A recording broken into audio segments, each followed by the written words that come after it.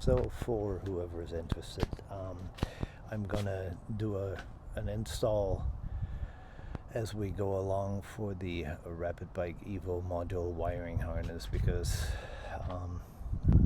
I think some people find it a little bit ambiguous, the explanations and the instructions that come with it. So this is the wiring harness for the 901, probably the same for the 890, 790. This is the RapidBike module, and I took the ECU out, and you'll see why. So in order of preparation, this is where I'm at. Let me put this on my head so I look like this. I find it easier to access everything that needs to be accessed, to take the battery box out. So I did that, moved it aside, and then from here, as it is, it's relatively easy to access everything that needs to be accessed. Alright, and now without any further ado, let's get into it. Now I'm going to take my screwdriver, I'm going to take the wiring harness. I will go over the connectors in a minute or two, but for now I will just try to go and install it so that we can get a bit of an idea. So these two here are for the injectors. It's just injector number 2, injector number 2, injector number 1, sorry. Apparently the one, let's move this aside here, this one here is injector number 1, so you just disconnect this, take the plug for injector number 1 and connect it to this one, make sure it seats well, and do the same thing on the actual intake port here.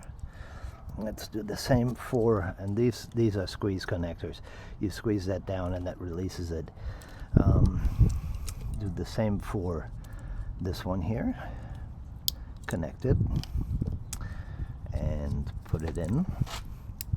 This one is going over to the TPS, throttle body sensor, throttle positioning sensor. May as well put it in the right spot as we go along, so that there will not be any confusion later on. So I got this out here.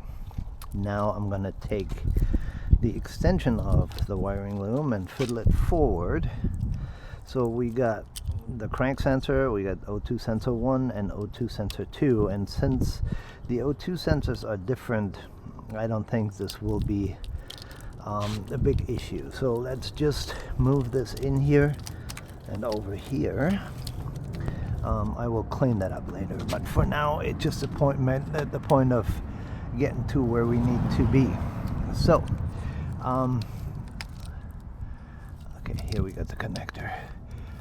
This is one of the O2 sensor, and this is also a push down, and then you can release that. So this should be fairly obvious which one that is, and it is obvious actually. So push it in. No, actually might be the other one after all.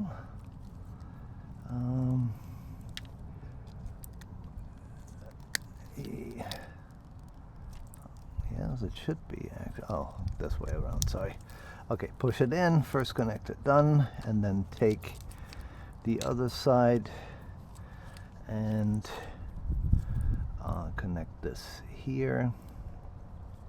Okay, here's the guiding post, and here's the connector. So first O2 sensor is done. Where's the next one? Oh, the next one is right here. That's a little more fiddly because that's when you have to have tiny hands to get in there. Okay, so this one is not quite as easy.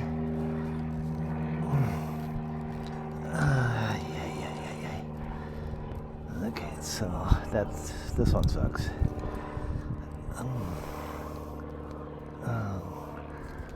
I hope this is coming out well with the camera.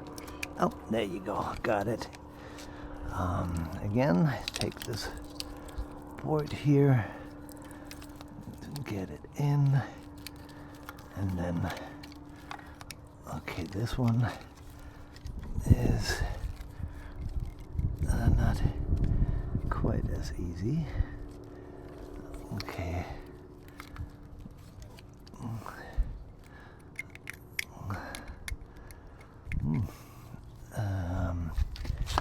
Well, that way you actually get an idea of what the issues are that you're going to be facing.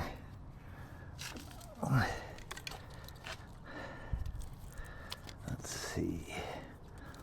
I don't think that's, oh no, actually it isn't. That's not an O2 sensor. That's why this is not fitting. So let's just sensibly put this back together and go hunting for the second O2 sensor, which then I assume must be this one here. Okay, let's see.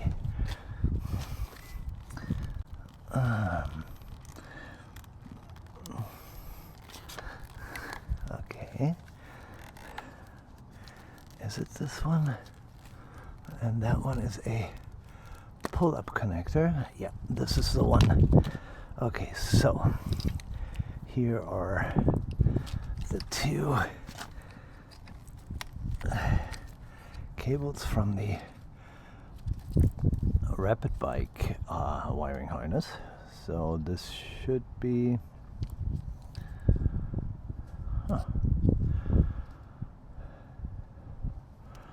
like this then.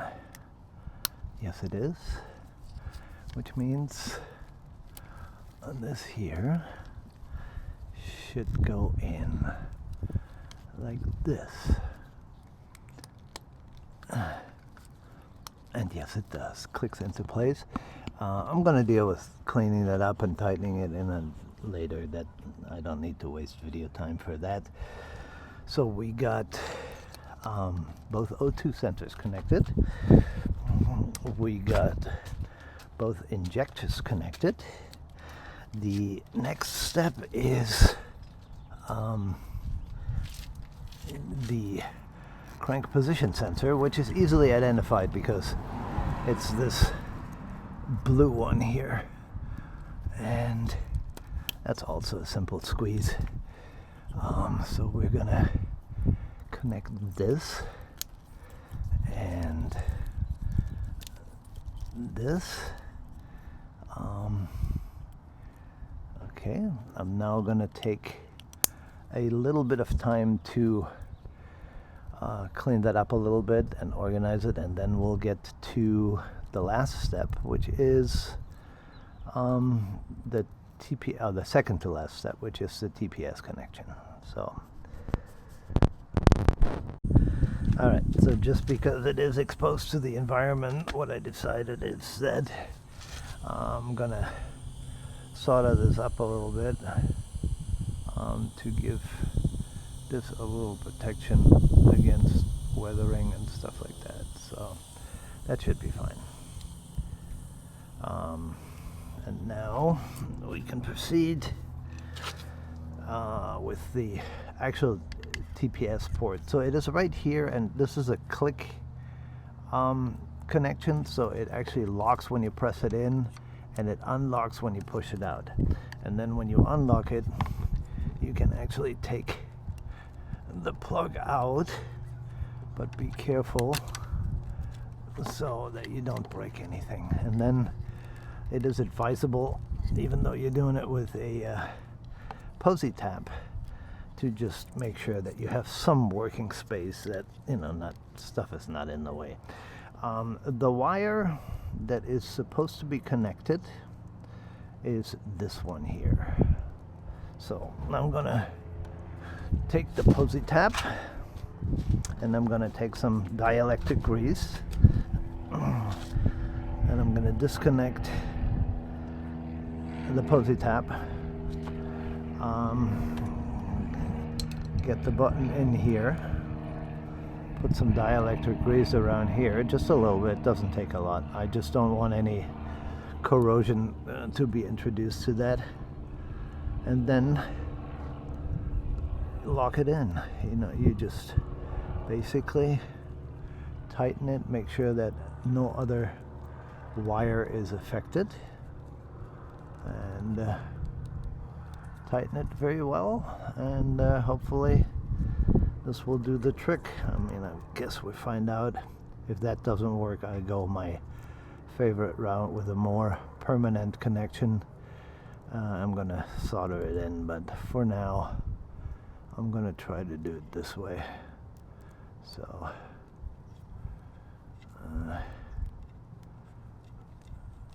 okay, now I'll make sure that, as I said, everything is tight and well connected, and then slide this back in underneath here, gentle, so that you don't do anything. Actually, you know what, let's get this stuff out of the way. It makes it a lot easier. Slide it back in here past the cable and back into the port, and then lock this pin here. Just bring it back forward. Now I can reconnect this one here, which I believe is the kickstand sensor cable. And then what I'm going to do now is, you know, clean everything up a little bit, tighten it up, you know, mount those. This is all too loose for my taste here, so I'm just going to put some zip ties so that this doesn't float around, and then put some zip ties around here so that they just don't float around. And then we'll do the last one, which is when the battery box comes in. This is the ground, and then it should be done. So now I'm going to put everything back together, put the battery box back in, as I said, clean and tighten everything up, and then I come back to this one here. Okay, so before I button everything up, I tightened and cleaned everything. I mean, clean, there's just quite a few zip ties now, but everything is tight and it cannot, you know, flip-flop around, make any noise. The injector connections, everything is neat and tight. And tight is more important, actually, because you don't want anything to float around, and this will be connected to the battery box. So now I'm just going to button everything up, and then hopefully start the damn thing and see if it makes a difference. Alright, got it all buttoned up. I put the ground on here, and then on the ground post, of course. Ended up deciding on mounting the unit right there because I was trying to go elsewhere. I was trying to go on top of the airbox, but you know, with what I have in terms of cable length and all that stuff, this is pretty much ideal, and it's solid, and on the back fender it's not really exposed to all too many vibrations. So also these here are a little ambiguous, and I talked to them about it. These are just for accessories from RapidBike. This is, you know, the CAN bus, and this is the USB. This is the one actually that connects to the computer with the cable that they supply. This one here, aux in, one of them is for their quick shifter, but they're all plugged up, so you don't have to worry about that. What I'm going to do is I'm probably going to wrap them up in a Ziploc bag and then put them into the airbox. It should be fine. So now I'm just going to put some zip ties around here, and I'm going to button the bike up. While I was at it, I tested everything for tightness, put some Loctite on all the screws, and I tested all the clamps, made sure that none of them are loose and that, you know, there's no leaking. I secured those. So it's really I mean, I'm gonna go on a long trip and I want to make sure that everything is tight and not rattling and all that. So hopefully that helped, and hopefully it makes life for someone else easier. Thanks for watching. Alright, as an add-on, this is how I did that. I wrapped them up in a bag and then just put them here in the corner so they can't go anywhere. Should be protected as well. Alright, tank is up, so let's see what the girl does.